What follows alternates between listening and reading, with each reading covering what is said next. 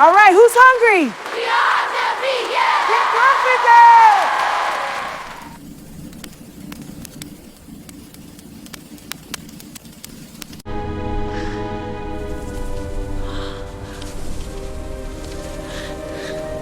We used to fight for Madame Yara's jollof rice. After prep, she was the only food seller allowed inside the school gates. We never questioned it, not until students started dying in their sleep. Please like and subscribe and enjoy the story. Madame Yara was the only food seller in Brightwood Academy. Nobody ever asked why.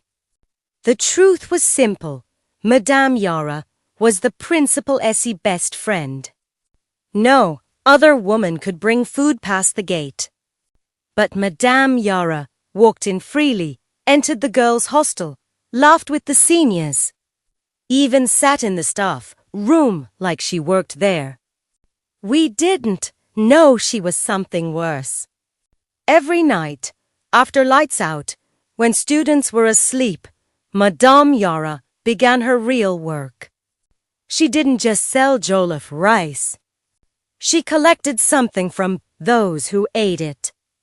Their stars. While they slept peacefully, she came silently.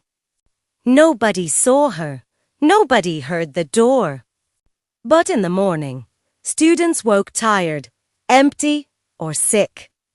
And if she wanted, she could take your life without touching you. Why? Every year, Madame Yara and the principal held a secret ritual. One year, the principal would sacrifice a child. The next year, Madame Yara would offer one of hers. A pact sealed with blood. Then came the year when the principal had no child left. Her daughter had died.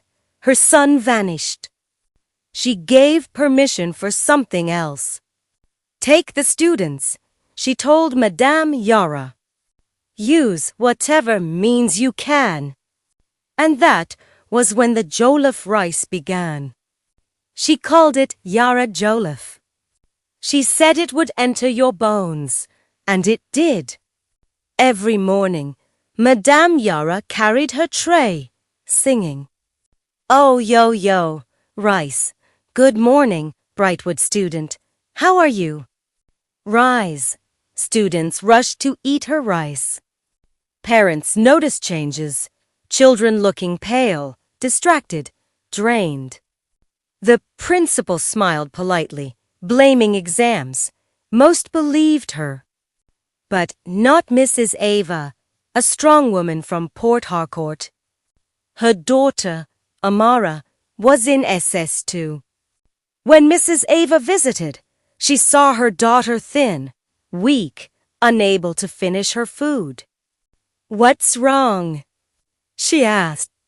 "Nothing, Mommy," Amara whispered, but Mrs. Ava knew her child.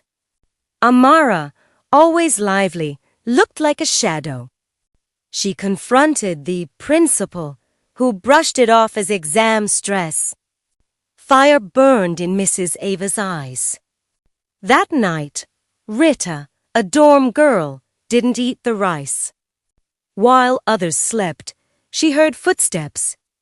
At first, she thought it was a prefect, but the steps grew closer. Then she saw her, Madame Yara. The air changed. Madame Yara whispered words Rita couldn't understand.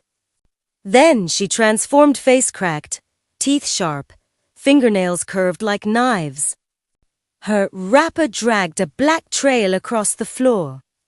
She moved from bed to bed, placing one finger on each student who had eaten the rice. Faint gray smoke rose from their heads into her black pot. Rita, who hadn't eaten, was untouched. The next morning, the dorm was quiet. Students who ate the rice looked drained, their eyes dull, steps slow. Even the loudest barely spoke. Rita couldn't unsee what she saw. News spread one student fainted in class, eyes open but unblinking. That night, Rita snuck to the bungalow by the gate where Mrs. Ava waited. Rita told her everything. "I'll handle this," Mrs. Ava said. The next night, the principal caught Rita but dismissed her with a warning. Meanwhile, Madame Yara whispered to the principal about students seeing too much. Then they saw a car leaving the school quietly. Someone was interfering. The next day, Rita avoided Madame Yara, warning friends. "Don't eat the rice. Skip it for now. Later, Mrs. Ava returned, this time with 2 men. She demanded her daughter be taken to a real hospital. The principal argued, but Miss ignored her, phony hunt, calling other pets. Bungy, bungy. Bang! The school gate shook. Almost 30 parents had gathered, demanding answers.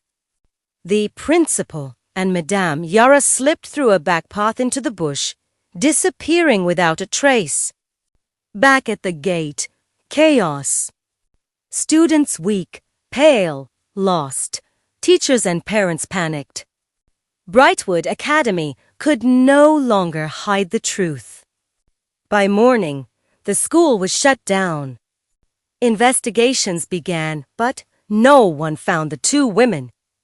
No passports, no bodies, no numbers. Some say they left the country, some say charms. Others believe they are still out there, waiting for the next town, the next school, the next children. When the wind smells like firewood rice in the afternoon sun, people whisper, "Madame Yara Jollof has come again." Have you ever trusted someone you shouldn't have, like the students trusted Madame Yara? Would you have been brave enough to see the truth? Share your thoughts. Like, share, and subscribe for more African folk tales.